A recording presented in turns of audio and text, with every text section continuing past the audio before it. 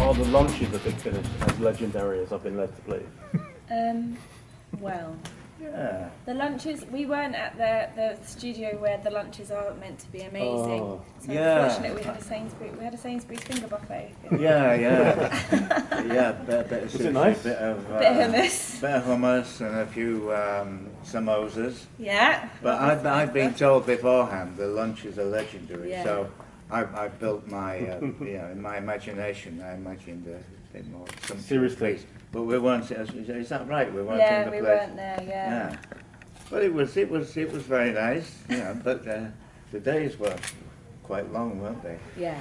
They were, but fun. No, it was great. In fact, we've signed up. Well, Sorry. oh, Sorry, Dave. oh, am I speaking out of turn? I don't know. No, I don't know. But What was it like for both of you to get back into those characters in Big Finish? Well, it was just nice to see each other again, and Gemma and Jamie. Yeah. And it was. I think we slipped back into it quite easily, didn't we? Really. Yeah, definitely. It was like visiting an old friend, wasn't it? Yeah. It just kind of came naturally, and especially when everyone was together, it just felt like the family was reunited. Yeah, it was really nice. Yeah. Yeah. We were quickly back into insulting each other. Yeah, all the time. The mutual disrespect. It's called banter, David. Banter, bloody no. Banter. But before we did them, I assumed that they were old episodes that they unearthed, and then I got there and realised that they were all newly written, but they were so well written. Yeah. They were like in the style of that time, and they captured that era. Yeah. And I thought they were really good. But Yeah. we did a lot of episodes. A lot. Yeah. Yeah, in a short space of time. Yeah. Yeah. So it was fun. So David, And directed by Nick, Yeah. who did the voice of the Dalek. Which is another treat. So, sorry, David. So there's always a lot of pressure for someone going in to play the Doctor. How did it feel going in to play the original Doctor? How much pressure was that for you, and how did you cope with that? well, there wasn't any pressure to feel like I was playing the Doctor in Adventure in Space and Time, because I was playing, but the responsibility and the pressure came from portraying William Hartnell accurately, and because his granddaughter Jessica, who wrote a book called Who's There, I think it was, and so she gave me a copy of that. So that filled me in on a lot of his history, and of course having the benefits that we all had of seeing the original old black and white footage in order to play them. But the responsibility was in doing justice to someone who was a fine actor, one of the best British character actors of his time, but also the fact that he was a very very complicated man, and he had he had a few problems, and Mark Gatiss thankfully made him a completely rounded human being with all his virtues and his darker side, and so you felt it was an honest portrayal rather than just a kind of soft focused biopic, and so it felt, coming back to it for the Christmas special, I thought, wow, this is like not an actor playing the actor who played Doctor Who, this is playing Doctor Who. And so I wouldn't say it was a pressure, because I'd had the background of playing in Adventure, and so all that kind of fed into it and helped. I think I would have found it difficult just playing the Doctor in the Christmas special without having done Adventure in Space and Time, which one of the best, if not the best experience I've ever had, really. We did it in the conditions that they did it, more or less, didn't we, in a very short space of time. Yeah, and it was just super fun. Yeah, and it wasn't like any pressure to. We said we had fun along the way, and we got it done within the time. Yeah. Mind you, now it's easier nowadays for actors to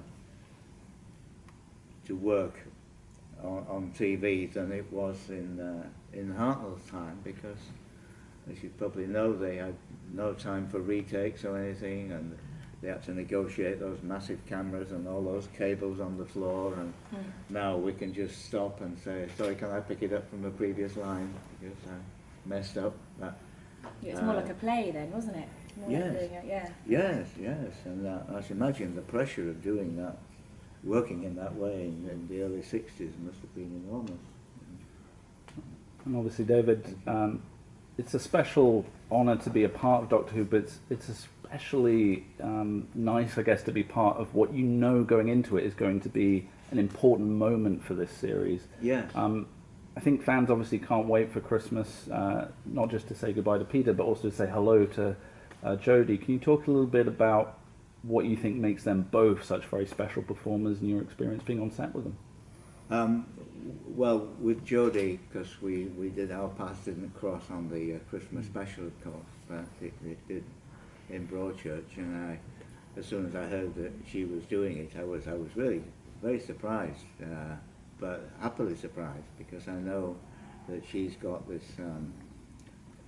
great depth as an actress, and well, for anyone who saw Broadchurch saw the range she had, and not only that, just hanging out with her, you realise what fun she is, and she's always, up for a laugh. So she's got everything needed for playing the part. I think she'd be absolutely brilliant. So I was very excited when I saw she was doing it. And Peter? Peter was an absolute joy right from the word go, because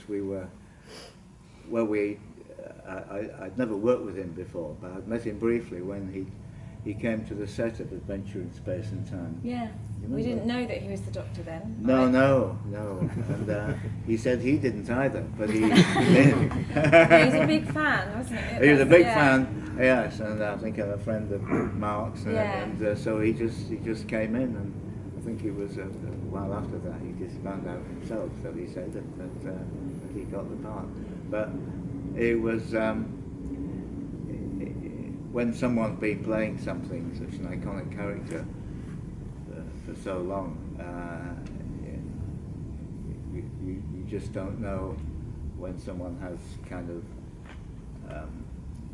ownership of the part for that long, and you just come in right at the end to share the screen with him, and what was a great story that they came up with, and I was so thrilled. I just said, as soon as they asked me to do it, I didn't read a script or anything. I just said, yes, please. And he was absolute joy. We had a lot of laughs, and well, we're not the same age. I'm slightly more senior in terms of years, but we share a lot of territory in terms of people we've worked with and people we know and things that we've been involved in. So we, he was just great fun, and we just, in between takes, we just never stopped talking. And when I had guests visiting the set, he was just he took so much care and attention to make sure that they had a good time. Some of my family and friends visited, and he would, he had quite a lot on his plate to learn, and but he would say, "Come and show me, let me meet your friends," and he chatted to them and did little sketches for them and said, "Have you seen the TARDIS? Have you seen my TARDIS?" And he just conducted a little tour, and when he should have been resting up, and he was an absolute gent. So, and I hope that's not the last time I'll work with him. So. How was it working with Matt Smith's Doctor as well on Dinosaurs on a Spaceship? Because I really enjoyed you in that as well. Yeah. Well, I thought, I went into the studio on my first day on that, and there was this old TARDIS in the corner in the dark, and I thought, that's it. So I had to go over and touch it and open the door and everything. And I thought that was going to be my Doctor Who experience, and little did I know that something else was lurking around the corner. So. But he was great fun. In fact, we flew out to I think it was San Diego together for the big Comic-Con there, and we were walking through the forecourt of the airport together at Heathrow, and there was a big display and a stand with a big picture of Matt, more than life size. And they were promoting the show, and we were walking through the concourse on the way to the gate, and he said, just a minute, and he walked over and he said, what's going on here then? And I said, oh, it's a Doctor Who thing that we're doing, I hope you like it. And nobody he'd had a bit of a haircut for some other TV he'd done. But amazing, he was chatting to these people for quite a few minutes, and nobody clicked that he was... Claudia, did you get to spend any time with Carol Ann Ford when you were researching for the part? I had, before we started filming, I had a really long telephone conversation with her, where she just told me everything that she could possibly tell me. She's a really lovely, lovely woman. And then she visited the set a couple of times, I think. Yeah. To kind of see what was going on, if I had any other questions for her. So I got to chat to her quite a bit, which was really helpful. Thank you. David, do you think you'd be willing to come back to the TV series as the First Doctor at some point in the future if they asked you? Oh, if they asked me, yes. Bite their hand off, I think it would be fine, yeah. So far, I'm very happy to be being involved in both things, as well as the dinosaurs, of course, but it's quite something you never expect in your career, something that you've watched when you were young and just never imagined you'd be involved in something so iconic. It's just, I say it's a late treat. So, yes, if someone wanted to do that, I'd be very interested, yeah, of course. David, what was the chemistry like between your Doctor and Peter's? It was fun because it's like these two different generations, and Hartnell's Doctor came from a time which wasn't so, let's say, PC, and he comes in and he brings all that 1960s gentle chauvinism, where he'll say to when Pearl Mackie came back, and her character, and she says, "Oh, I've missed you so much." Her and Peter's Doctor reunited, and my Doctor says, "Well, my dear, I think he's missed you too. This spaceship is getting a little bit dusty. It just needs a bit of a spring clean." and Peter's 12th Doctor, she said, "No, you can't say that. You can't say that. Why not? And he comes from that kind of era where,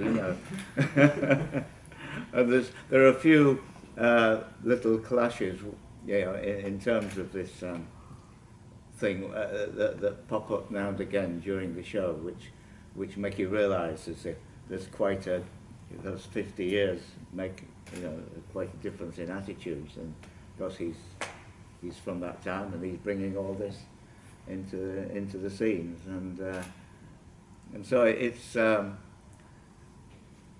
not, doesn't provide a big conflict, but just a difference of ideas, And I hope it's as funny as it looked on paper. Having done Doctor Who, Harry Potter, Game of Thrones, have you got your eyes set on Star Wars? Just to Well, yeah, that would be nice, but I don't know. I don't know what I could do in that. I saw the last one and loved it, but yeah, wouldn't it be nice? Yeah, that'd be like a full house at poker, wouldn't it? A complete running flush. We're going to let you go and call your agent, David. Thank you so much. Thank you very much. Thank you. Thanks, guys. Thank you. Thank you.